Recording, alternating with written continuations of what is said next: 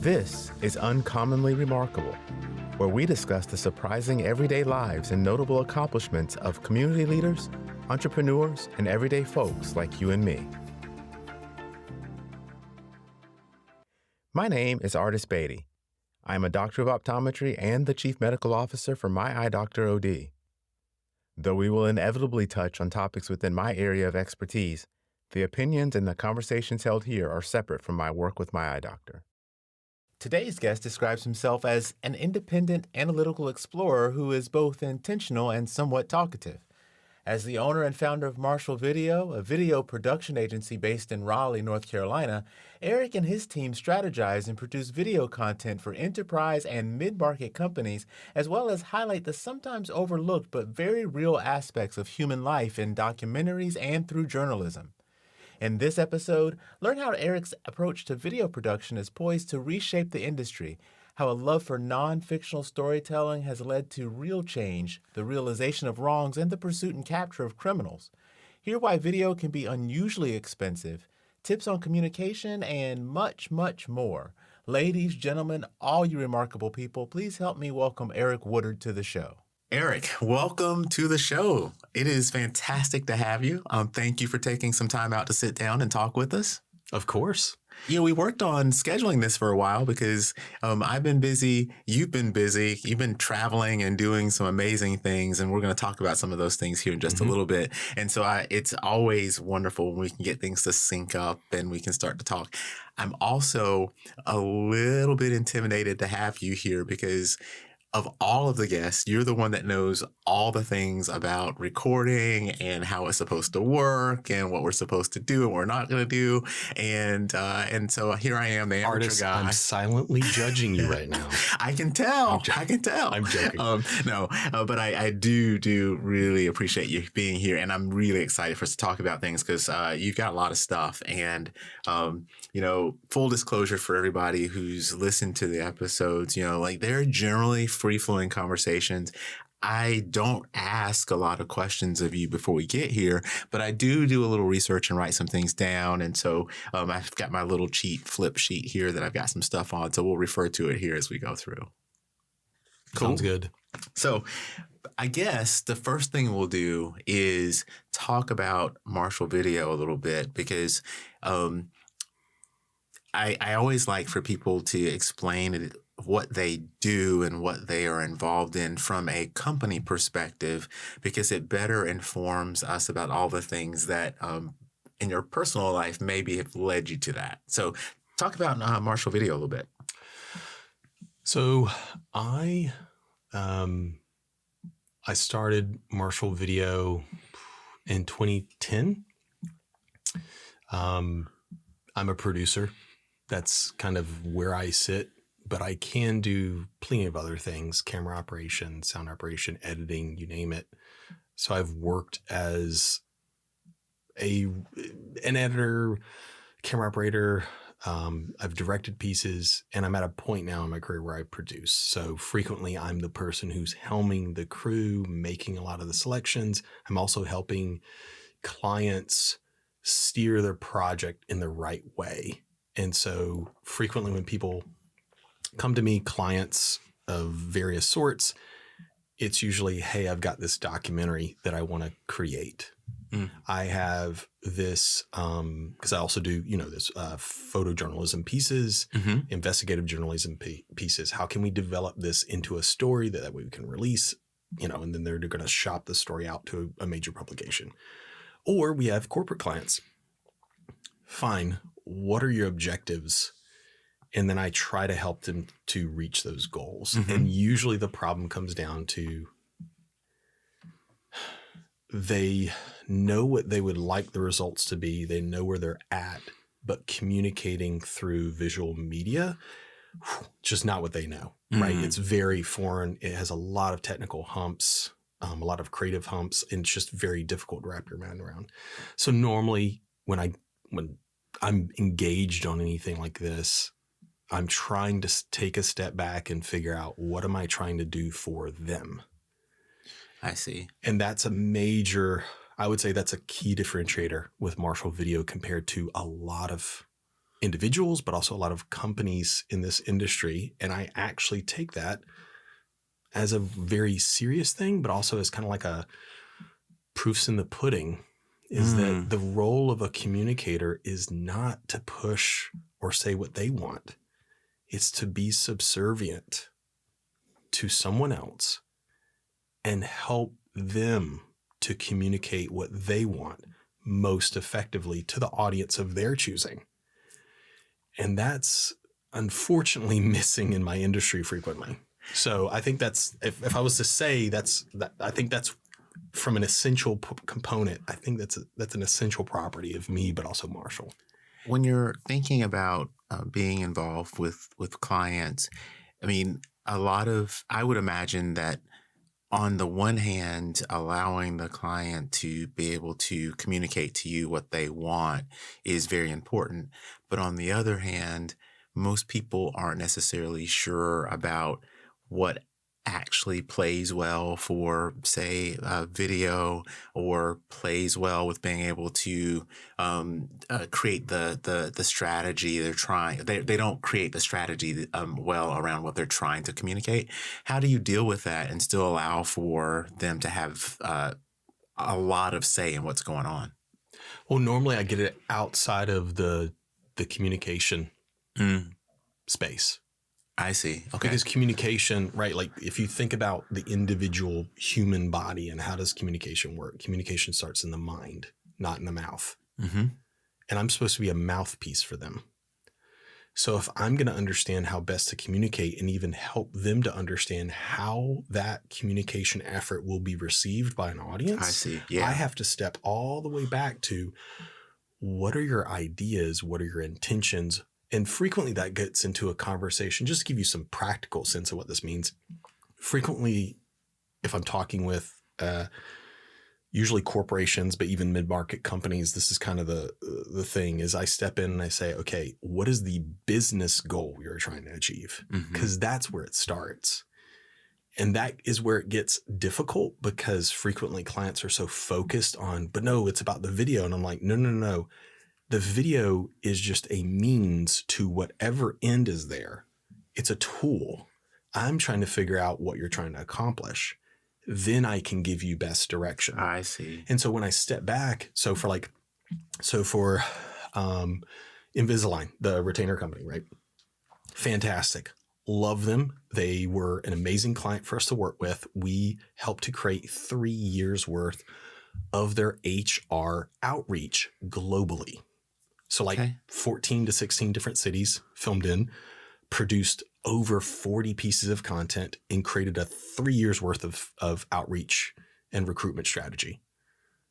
Now, sure, that's a great end result, but how did we get there? I had to step back with some of their global HR people. This wasn't marketing. This wasn't sales, where you normally think someone like me exists. Yeah. This was HR. But HR is a major component of a business. If you're trying to grow a business and you don't have the talent, good luck, right? Right. And so part of it is me saying, wait a minute. Yeah, Align has these really cool brand videos. They're all about their product. That's not what I'm doing here. I'm trying to help them with a specific business need or pain point, whatever. I need to understand that properly. Otherwise, how am I going to strategize good video, good content, a good overarching strategy? And through that, we were able to identify some opportunities and say, hey, I think if we do this project, larger vision this way, you will get way more out of it. And then I can build this 3 years worth of content. When they saw that I was interested in their business needs, because HR, I mean, if anyone's listening to this, I'm not trying to point anyone out, but HR frequently gets dumped on. Yeah. And there's a huge need. Say that's true. Yeah. And there's a lot of times that the marketing people kind of can get dumped on too, because they'll be like, oh, we need all these people. We need a huge outreach. And they're like, well, I don't have any budget. And HR's like, well, I don't have any budget, right? Like this is such a common, I cannot tell you how many times I have clients where it's just a budgetary issue or whatever else.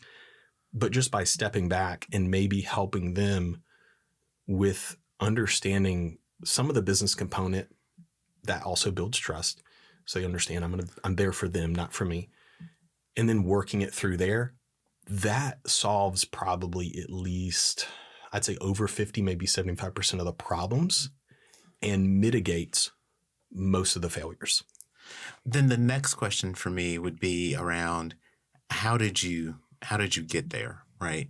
So in my career or just with the client, or in your career and the way you're thinking about things, because it's not necessarily the way it's normally or I shouldn't say normally. I would not think it's the way it is generally approached with people in your segment, right?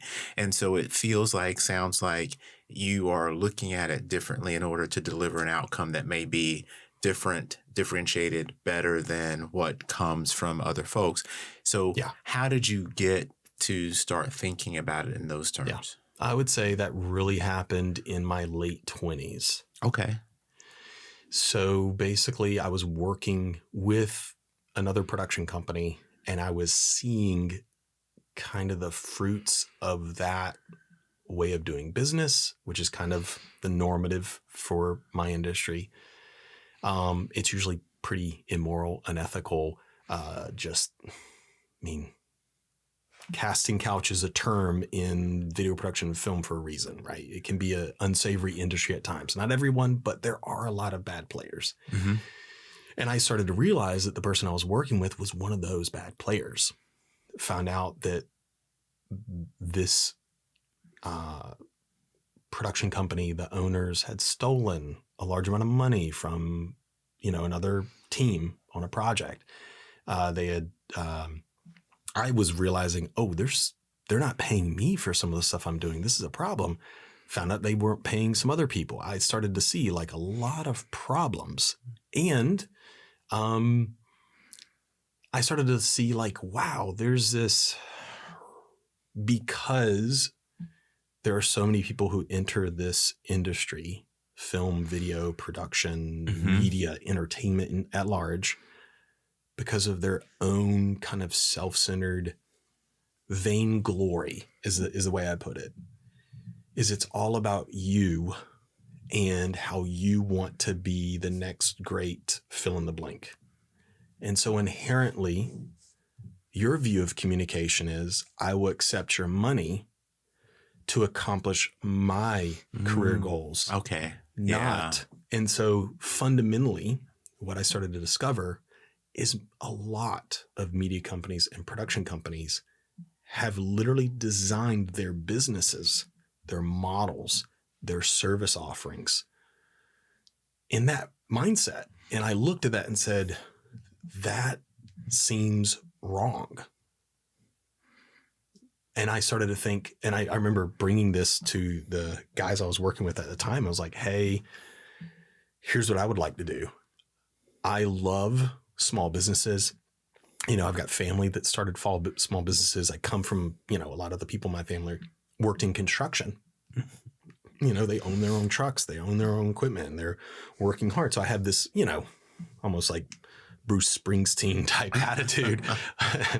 I love the everyday working man who's working in the trades and doing all these honest work, right? And that's how I was brought up by my family because I grew up on a farm, grew up around construction. Like that's the mindset I was given. And so I really loved it. And I was like, why is it that video is so unaffordable? And I started looking at it from that standpoint of, why aren't we not constraining more expenses? Why are we not intentionally really putting effort into rethinking the entire approach and business model in video production and media and entertainment so that it's more accessible and affordable? Oh, because it's all about us. Wait a minute. This is an industry-wide problem I'm seeing. Wow. Because I've worked with multiple production companies. I've worked with people from LA, New York, overseas. When I say that this is a systemic problem, I'm saying it's a systemic problem. The circle of trust is very low. People are very cutthroat. People won't pay. They'll threaten not to pay. I've had it all, right, in my industry. Whenever I dealt with clients who were business owners, though, they understood you can't play that way. if you're a business owner and you start being cutthroat, you don't pay people, you get lawsuits. Yeah. You ruin your reputation and no one wants to do business with you. And I was like, why does my industry act so unethical and frankly, like self-centered? We're here to communicate. Yeah. So I think that's where it came from. And then it just blossomed from there because I was big into documentaries and big into journalism. But that also points to some of the reason you've been able to do some of the things that you've been able to do, which I think a lot of them are really, really cool. And so hopefully we'll get to talk about some of them because that is the other side of it. I'm drawn towards things that are real and true, like documentaries and journalism. And the documentaries part, I think, is what has me so curious because you've done a number of them, but some of them have been some pretty heavy hitting documentaries about subject matter that is really, I mean, important for a lot of us, right? Like you've done, so you've done a documentary on orphans as an example. Yep. Tell me about that one because I don't think we've talked about that one in any detail at all. So this was a really great early opportunity that a friend of mine in one of my instructors in college gave me. Okay. So he would go around through different parts of the world, frequently in places that are kind of dangerous. But in those spaces, you frequently have a lot of orphans. And one of them was in Burma, Myanmar, where he was trying to show to more of a audience here in the States, hey, there's a lot of children that are being put inside of these orphanages. How can we get these kids adopted? Because there's no better solution, right? Having a child who has no parents, right? No one there to help socialize them and bring them into adulthood and part of their community, right? Like, which is a big component of parenting. Right. And so that was kind of the core. And I thought it was really cool. And I was like, oh yeah. Because, at the time I was trying to help with a lot of nonprofits, a lot of ministries, you name it. Because I was like, hey, this is a good opportunity for me to work. It's a neat subject to work on. But I'd never worked on a project quite like that. And I think that really also hearing this professor's own story. So he was a man who, him and his wife, had decided very early on in their marriage that they wanted to adopt children and adopt a lot. And so every few years, they would try to go overseas and adopt a child. And they frequently would adopt children from really difficult and terrible situations. And they knew that it was going to be a big cost to them. And also it was going to be tough for them to work through at times because some of these children saw their parents murdered, right? Like this is not easy. And that, it gave me a vision of how I could use communication to give voice to people who don't, to affect real change in the world. And that's where I was like, wow, documentaries and journalism are far superior and greater than the best fictional film you'll ever watch. Because at the end of a fictional film, who's really helped?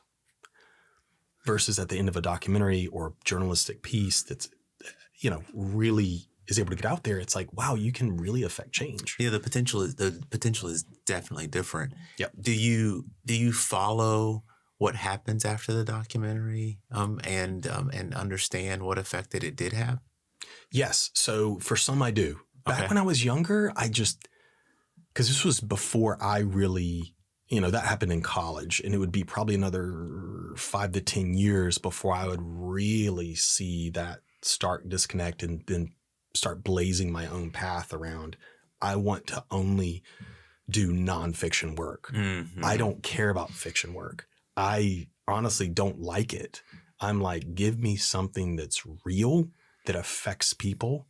And this is part of the reason why I just love working with businesses at times as well. It's like, I can work on something that can help customers or help businesses or That's help right. with partnerships. It's like, so yeah, I mean, I think you see what was going on at the time and how it worked out in me. Well, but that's, I mean, I didn't know the sequence, right? Okay.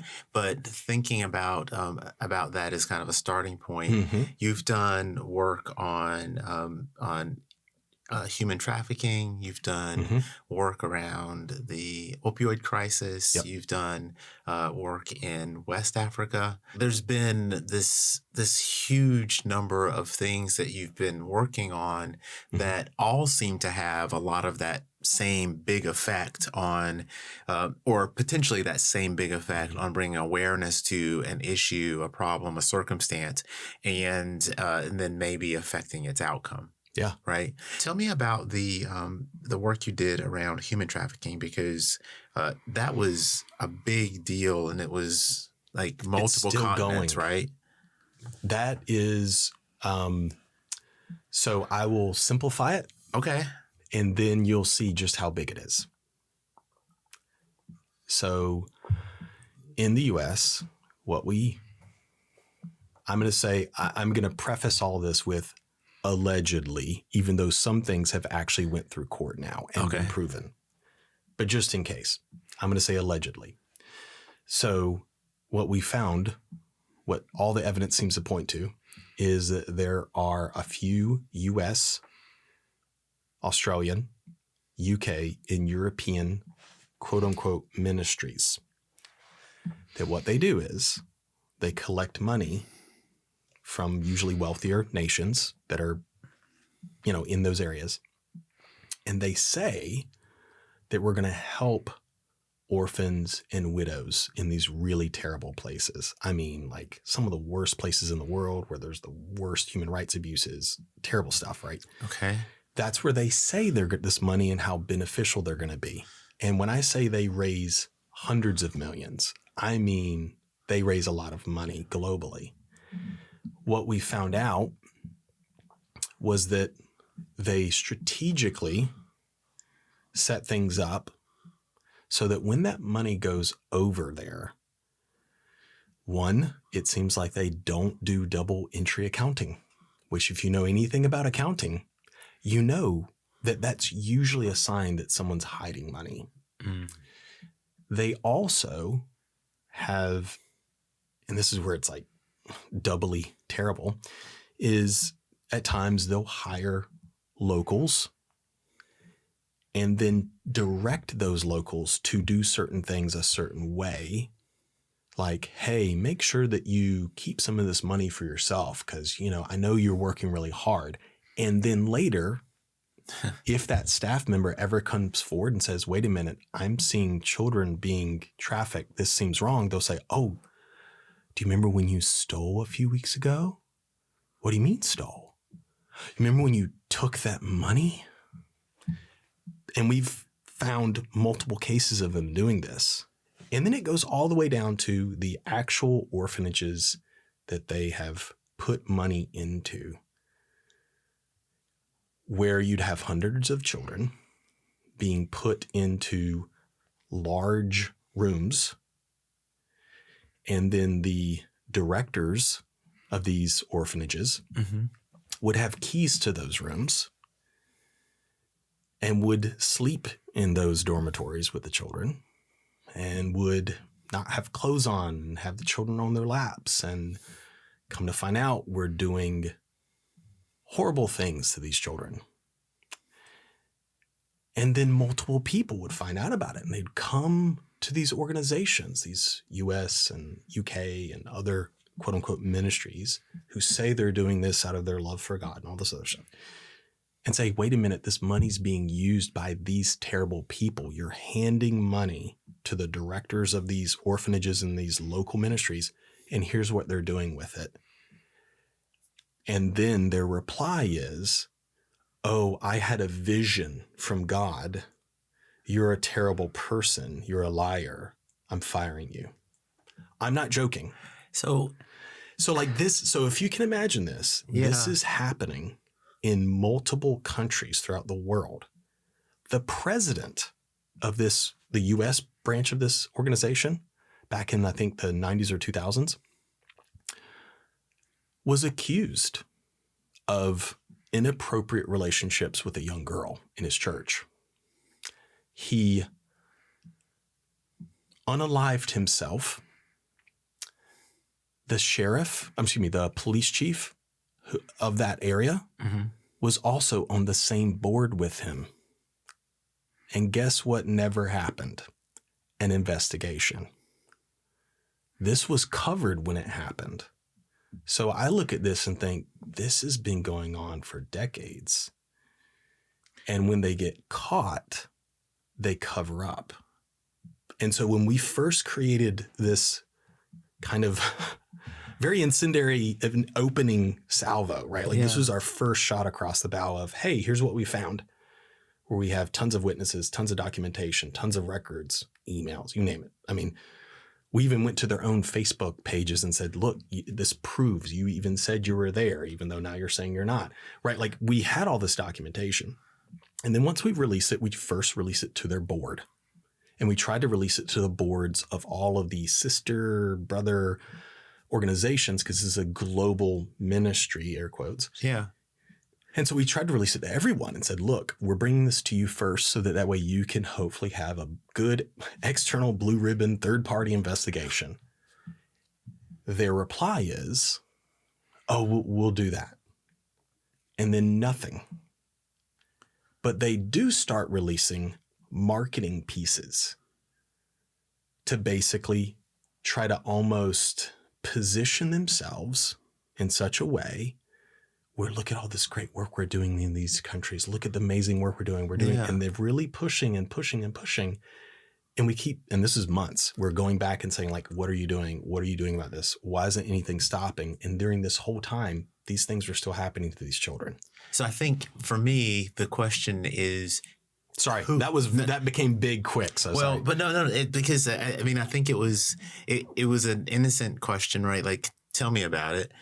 Yeah. But now there's so many more questions to go with. I get very passionate about this. So. And I can't imagine that you wouldn't. So when you're saying we had this evidence, we did this, so where's the difference in this particular scenario from journalism versus documentary, right? Because when I think about journalism, I think about the research, the putting together the facts, the big board with all the stuff on it, and you're mapping it out. You've got sources, things are verifiable. We know them to be true because of that, right? And then I think about from a documentary perspective, following the story. Generally, I don't think about that during the unfold. It's generally something that comes after the story is there. How are you involved, and what parts of this have you been involved in? So I was working with, there's a ministry in North Carolina, and there's another one in, I believe, Oklahoma. And then there's a private business, a prosthetic and orthotics company. And these three groups were together, and they were the ones who first started finding out about this stuff.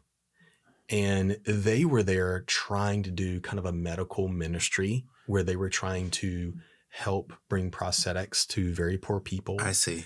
And that's when they found out, oh, there's kind of a con going on over here. And multiple people in West Africa, I see, started to come. So those are actually connected. Yep. The work that you were involved in, and okay. Yep. And so, to give to anyone who's listening who has not been to that part of Africa or a lot of parts of Africa, there's a weird thing there, and this is going to sound nuts, but when they see a white person, it's like seeing a king, and they elevate that person. I've had Africans come down and bow to me, and I'm like, this is awkward. Please don't do this. And I've had to tell them, like, no. I'll stand at your level. I'll squat down to you, or you come at me. No, this is not how this works. So there's a real issue there, right? And so part of the problem is that they have seen these white men come over with tons of money before and say that they're going to do all these wonderful things in the name of God for them. And so a lot of them believed them at those words. And then some of these, different men and women started to see, wait a minute, what you're saying you're here for, and then what we're seeing is happening to these children, this doesn't line up. And then they tried to bring it to these global ministries, the people they knew. One of them is a man named Peter Jasek. He works with Voice of the Martyrs US, I'm pretty sure, and he's floated around to a few different organizations. But usually he's floated around to Voice of the Martyrs as a company or as a group of nonprofit ministries. And so they hear about this great American ministry, Voice of the Martyrs, and they say, oh, you're here to help us. Okay, thank you so much. We need this. And then some of these people who are boots on the ground working in those areas around those orphanages start to see terrible things and hear terrible things. And children are coming forward with missing eyes, broken bodies, really bad things. And these men and women say, this is really bad. They tried to go to people like Peter Jasek. They tried to reach whoever they could, thinking maybe y'all just don't know, right? And I think that's a fair place to start, right? Yeah. But then when you start to see how they respond for months or even years, and how they just fire the people who were trying to be whistleblowers. One of the men who they fired was an amazing man. His name is Zingak. Zingak would literally, when he would hear about a terrorist attack in a part of his country, he would hop in his vehicle and drive towards it because he thought there might be people there who need help. Very courageous of him, very honorable of him. I think the world of him. He's a pretty amazing man. He was one of the men who came forward and said, hey, this is the stuff that I'm seeing and hearing, and other people are saying this is not good. And I believe that he is a Christian man. He is a professing Christian. I believe it based off the way he acts. But he came forward and said, this is not the way that Christianity is supposed to be acting. We should be helping these people, not allowing this type of stuff to happen to children. And they fired him. And it was Peter Jasek, one of the bigwigs at VOM, who had a vision and fired him. And so when you start to see, like anytime you see something like this happening, you're like, oh yeah, there's some serious red flags. And so once we started to investigate it more, we started to get, we recorded some of the family members, some of the girls and boys, their testimony of what happened, how frequently it happened. We went through the process of editing it. One of the hardest thing to do is work on that project and listen to these things. And it's like, look, I'm sorry. Is this like, are we going to just call this like a mass delusion? No.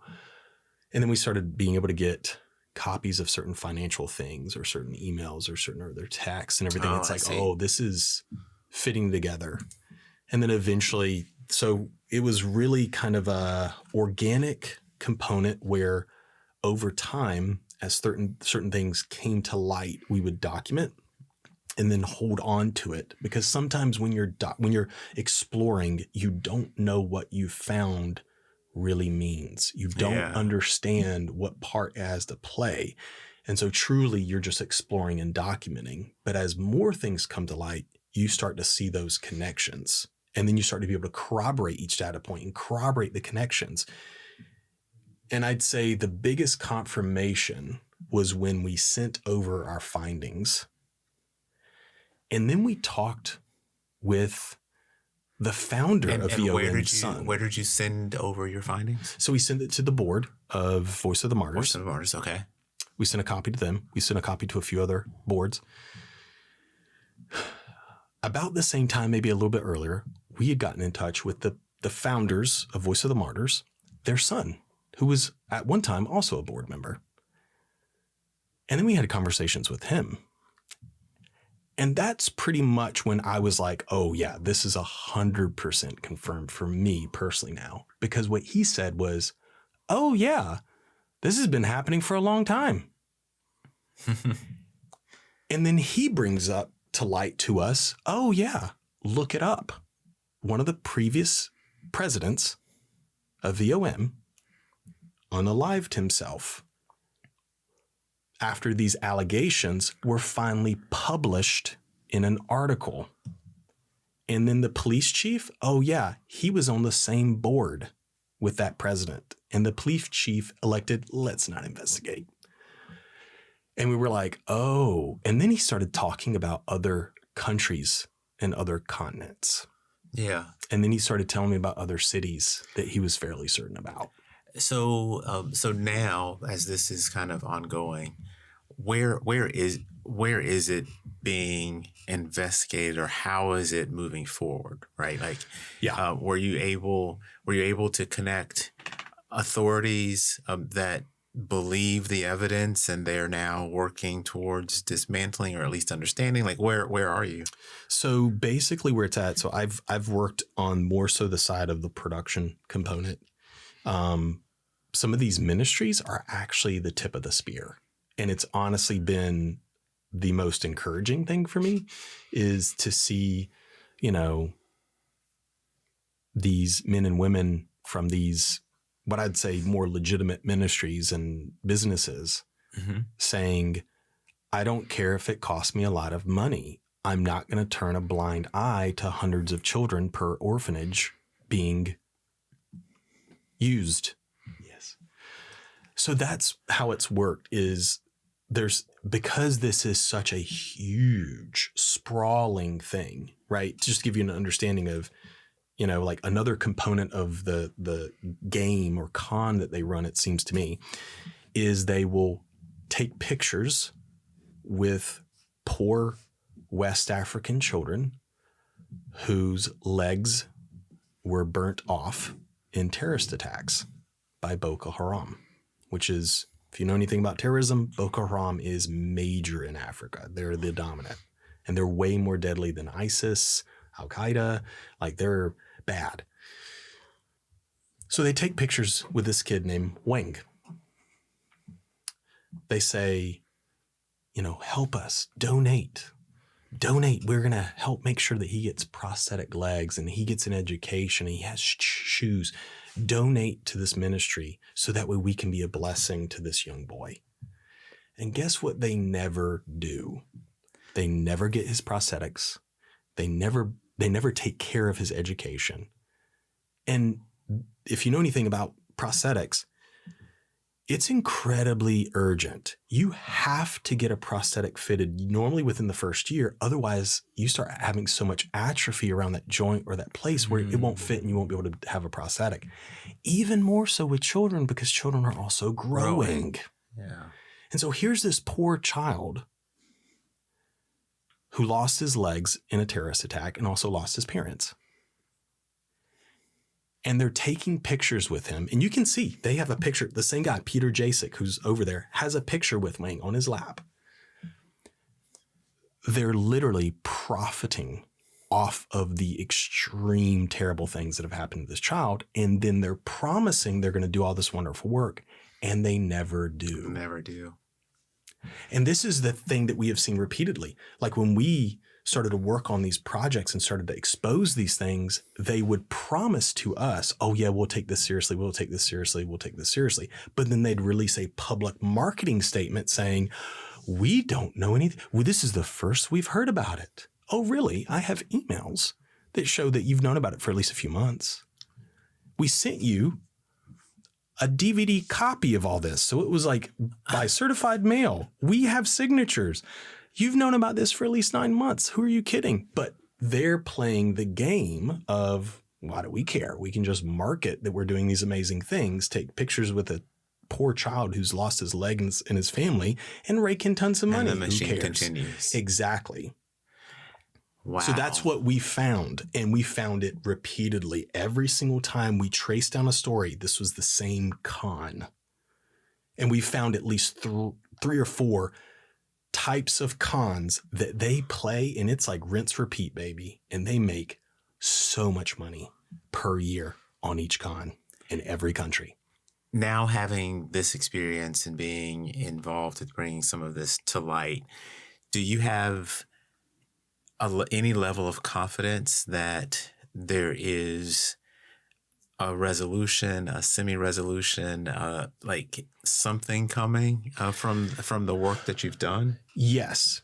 So we've been able to help expose one of the local cons or schemes that they had. And that was with a man named Isaac, who was in charge of the Stevens Center in, I believe it was Abuja, Nigeria. Okay. He's dead.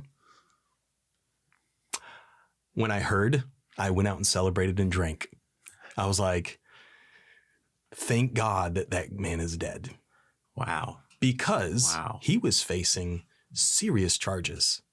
While this was all happening, what was very interesting, anyone who's traveled through that part of Africa knows bribery and corruption is the norm. I mean, literally the norm. When I've been traveling through parts of West Africa, pretty much every day someone tries to shake me down for a bribe because I'm white and I stick out and they know I might have money. And I'm talking about officials.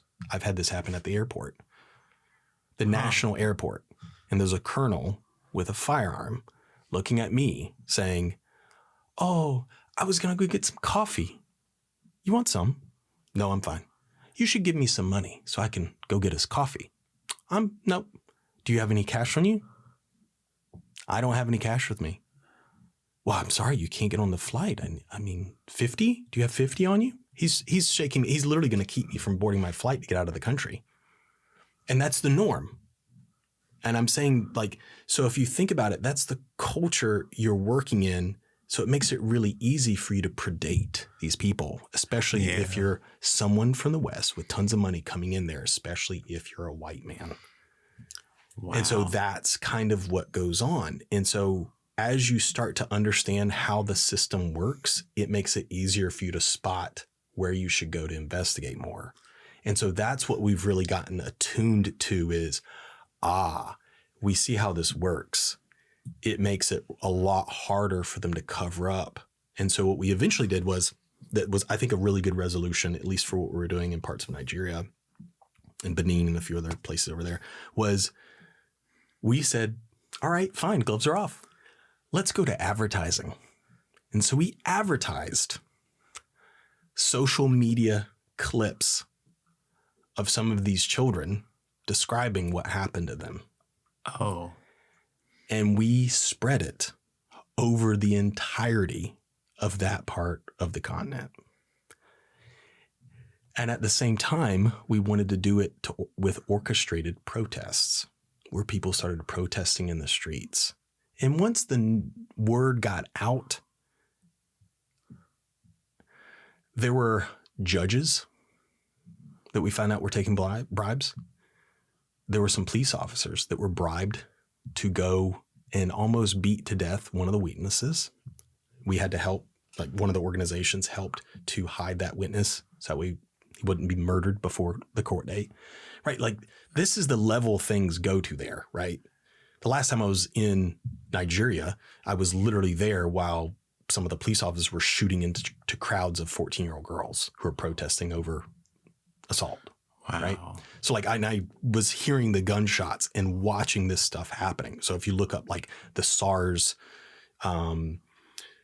episode or the SARS corruption, right? The SARS were basically the federal police, and it was found shockingly that the federal police in Nigeria were basically turning their stations into brothels where they would take women against their will, get them hooked on drugs, and then literally pimp them out of this station.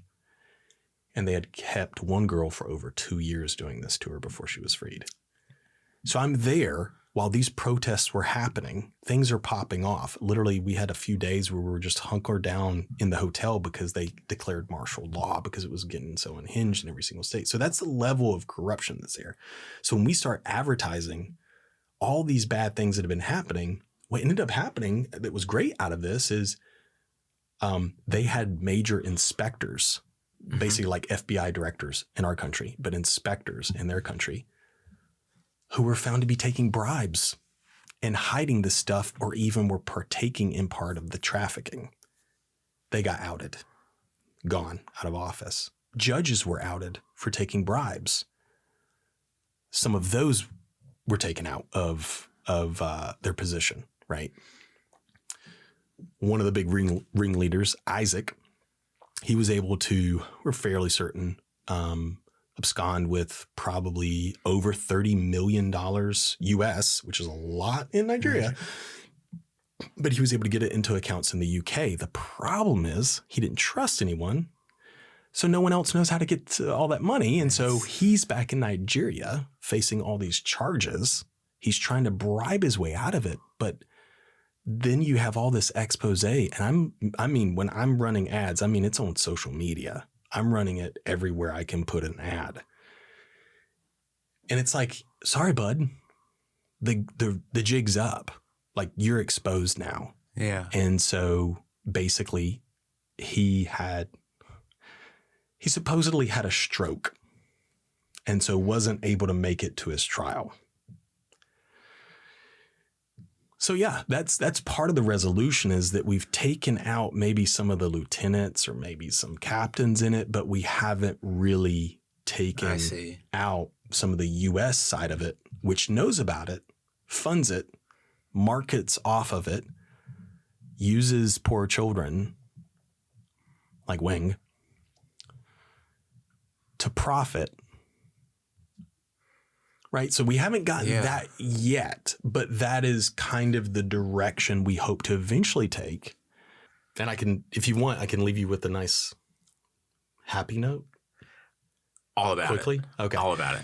So one of the neat things, one of the coolest things that I've had the experience of having is, so two young people who came out of these terrible circumstances in West Africa met, got married, and they had their first baby girl. Oh. And I got to hold this baby girl, and I got to watch their wedding. And it's like, wow. You know, sometimes it's so easy to think about, you know, children that come from those circumstances, or people who come from difficult circumstances, it's set in stone. It's like, no, this is actually like beauty from ashes. Yeah. The destruction that was in their life, and now this wonderful beauty. And it's like, I'm holding this cute, slightly chubby little girl, and she's just happy. And it's like, wow, this little girl would not be here, and these young people wouldn't have met. And it's like, it's not just that you're fighting bad things, is that you're actually creating a more beautiful world. Mm-hmm. Mm-hmm. And you get to then enjoy the beauty of that world. Mm-hmm. It's incredibly rewarding. That is absolutely incredible. Thank you. You're welcome. Hopefully this is one of those where it's hard to leave it, because everyone wants a resolution. So we're going to have to follow up and find out more about how this is going and where it's going. Yeah, absolutely. Until next time then. Thank you, Artis. Thank you, Erik. And so we end another episode. Thank you so much for spending part of your day with us.